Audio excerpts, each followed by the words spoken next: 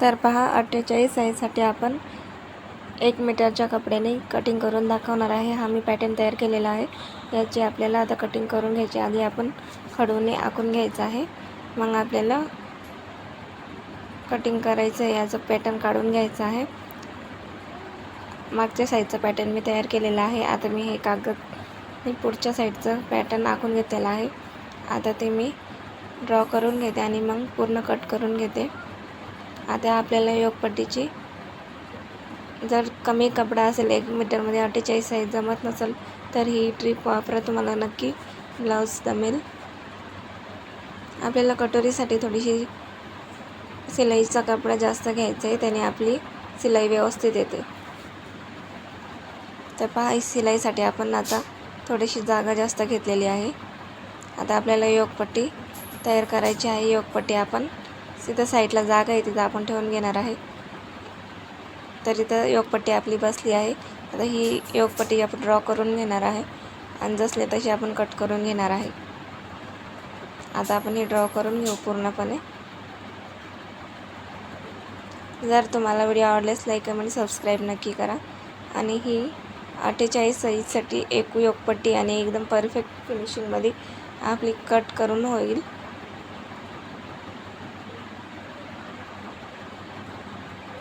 आता आपण हे एवढे सगळे पॅटर्न कट करून घेऊ. मग आपली कटोरी जी आहे ती साईडला ठेवून कटोरी पॅटर्न वाढवून घेऊ. तर आता आपण कटोरी घेणार आहे.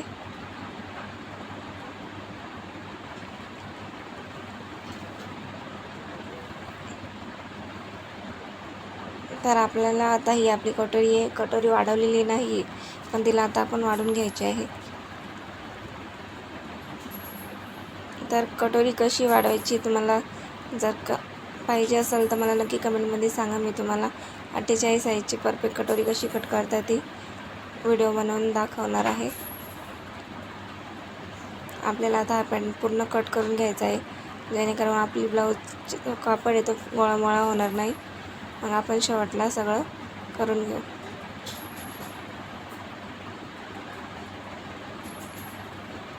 तर हा आपला मागचा पॅटर्न कट झालेला आहे.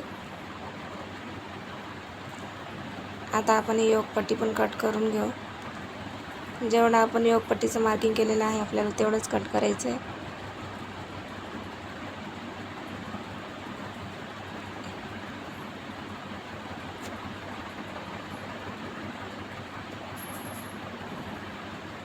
आता आपल्याला हा पॅटर्न पण कट करून घ्यायचा आहे.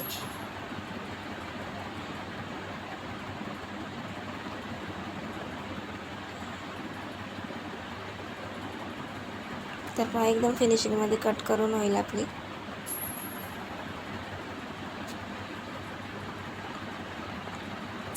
जिथं खडूचं मार्किंग आहे त्याच्यावरच कट व्हायला पाहिजे. जास्त कपडा आल्यावर मग ते फिनिशिंगमध्ये ब्लाऊज बिघडलं जातं, फुगा चुन्या वगैरे येतात.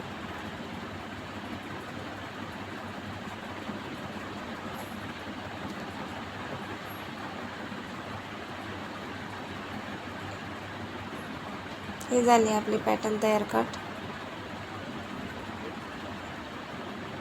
आता आपल्याला कटोरी कशी वाढवायची आहे तुम्हाला पाहिजे असेल तर मला नक्की कमेंटमध्ये सांगा. तर मी कटोरीची कटिंग तुम्हाला दाखवणार आहे.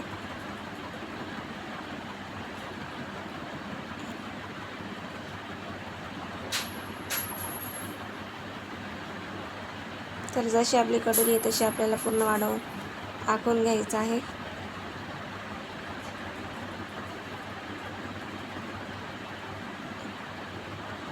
तर कटोरीच्या मापाने आपण पूर्णपणे आखून घेतलेलं आहे.